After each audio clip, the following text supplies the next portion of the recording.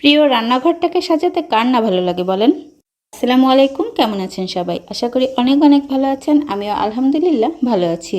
আমরা অর্থাৎ গৃহিণীরা কিন্তু দিনের বেশিরভাগ সময় রান্নাঘরেই কাটিয়ে দিই, তাই এর প্রতি আমাদের রয়েছে বিশেষ মায়া, আর এটিকে সাজানোর জন্য আমরা সব সময় তৎপর থাকি। রান্নাঘর সাজাতে বিভিন্ন রকম আর্টিফিশিয়াল ফ্রুটস, ভেজিটেবলস কিন্তু বেশ জনপ্রিয়। এর আগে আমি দেখিয়েছিলাম কিভাবে পলিথিন এবং তুলা ব্যবহার করে রসুন তৈরি করা যায়। আজ আবার নিয়ে এলাম পলিথিন দিয়ে সিম তৈরি করার আইডিয়া।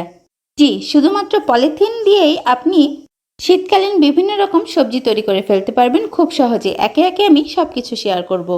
আজ দেখাচ্ছি সিম। আপনি কি জানেন পলিথিনকে দুটি কাগজের মাঝখানে সেট করে ওপর থেকে আয়রন প্রেস করলে পলিথিনটা একেবারে কাগজের মতো হয়ে যায়, অর্থাৎ পাতলা একটি শীটে পরিণত হয়, যেটিকে আপনি ইচ্ছামতো বিভিন্ন শেপে কেটে রিউজ করতে পারবেন। ঠিক সেভাবেই আমি পলিথিন আয়রন দিয়ে প্রেস করে সেট করে নিয়েছি। আর হাতে কিছু শিমের বিচির আকারে পলিথিন একটি গ্যাস লাইটের সাহায্যে সেট করে নিয়েছি। তবে কাজটা অবশ্যই অনেক সতর্কতার সাথে করতে হবে, তা না হলে কিন্তু হাত পুড়ে যাবে। আরেকটা বুদ্ধি করা যায়, বারবার গ্যাস লাইট না জ্বালিয়ে একবারে একটি মোম জ্বালিয়েও নিতে পারেন আপনারা। সেক্ষেত্রে কাজটা করতে বেশি সুবিধা হবে। ওই যে চোর পালালে বুদ্ধি বাড়ে, আমারও কাজ শেষ হওয়ার পরে এই বুদ্ধিটা এলো মাথায়। এত কষ্ট কেন করলাম? গ্যাস লাইট বারবার জ্বালিয়ে হাত না পুড়িয়ে আমি কিন্তু প্রথমেই একটি মোম জ্বালিয়ে নিতে পারতাম।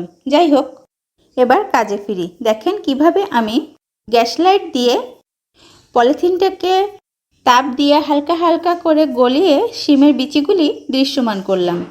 আমার আজকের আইডিয়া আপনাদের কাছে কেমন লাগলো অবশ্যই জানাবেন। আর পরবর্তীতে এরকম আরও শীতকালীন সবজি একটি পলিথিন দিয়ে তৈরি করা যায় আইডিয়া পেতে সাথেই থাকুন। আল্লাহ হাফেজ।